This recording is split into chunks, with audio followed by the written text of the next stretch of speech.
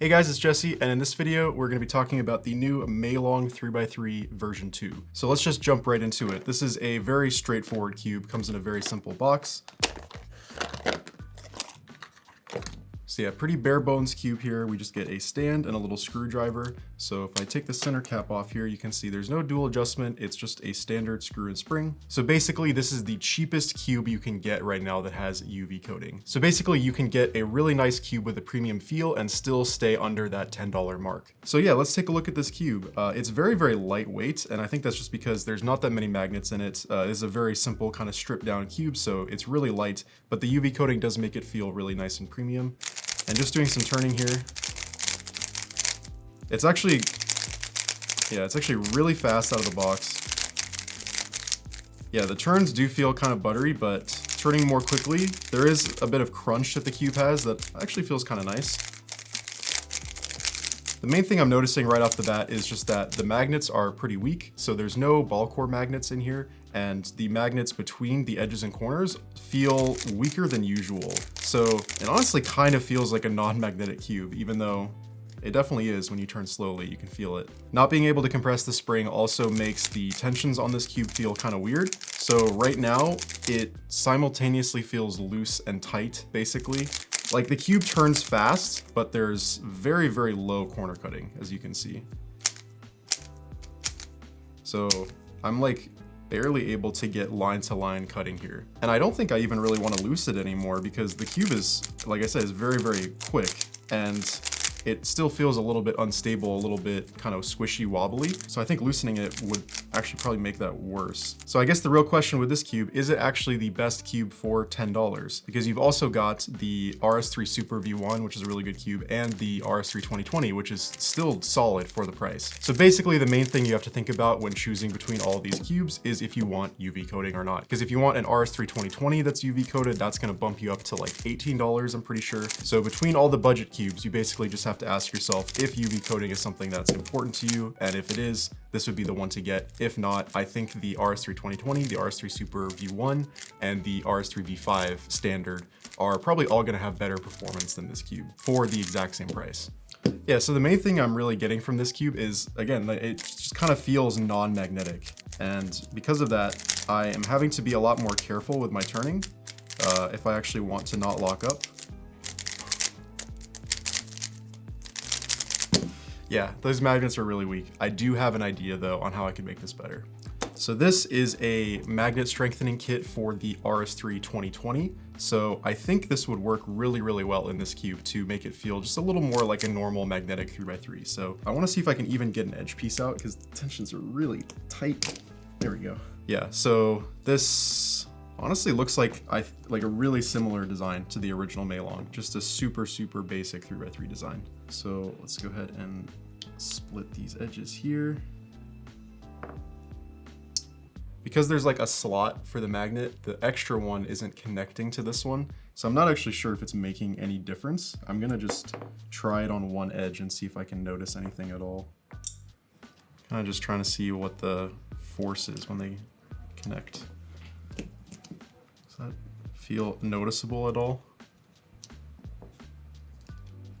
Yeah, okay. This is definitely stronger. Okay, so I think this is actually gonna work.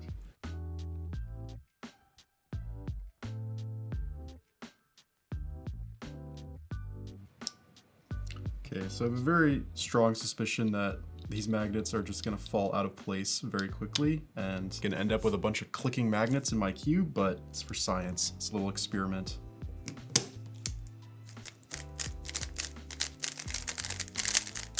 Okay, the cube is like super greasy now. I gotta wipe it off, but I think that actually worked. I think there's definitely a noticeable difference here. It's still not that strong, honestly, but I think it's definitely, especially at least when turning slow, it's a much more defined click. I think it should help it stay a little more stable in some solves. I'm gonna try that out right now.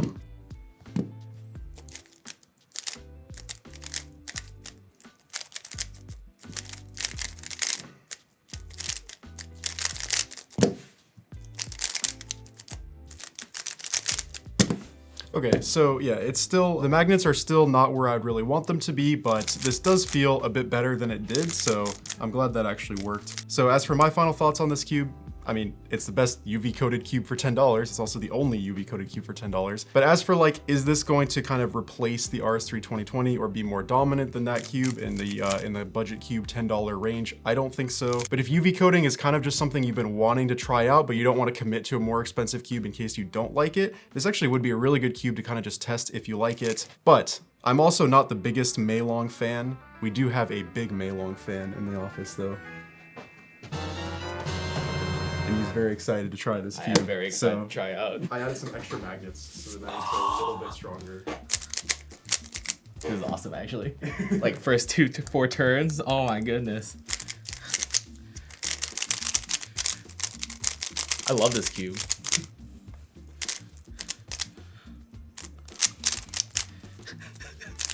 This is the most ridiculous product ever. Why would they make this UV coated?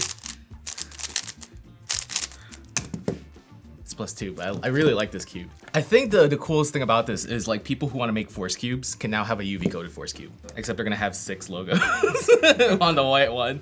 But for people who are like into that stuff, now you can. I'm buying this cube immediately. How does the turning feel compared to your main one? It feels a lot smoother actually. Yeah. I think it's because like it's definitely more refined than just your standard MeiLong, which feels really, really sandy, but this feels great. There's also this one, which doesn't have UV, so does this feel like a normal MeiLong to you? This feels more like a normal MeiLong to me. This feels a lot faster. I don't know if they changed the magnets, because the magnets do feel a lot weaker. Yeah, see, but that's the standard magnets. I added extra magnets in that. So like this still, yeah, this still feels kind of weak. Yeah. I would like double down on magnets for this one. Like if you had the RS kit, yeah, I would put it in both the corners and the edges. Oh, I only put it in the edges. The one thing that I would definitely 100% do on this puzzle is like, definitely break it in. MeiLongs are not known to be the best out-of-box puzzle.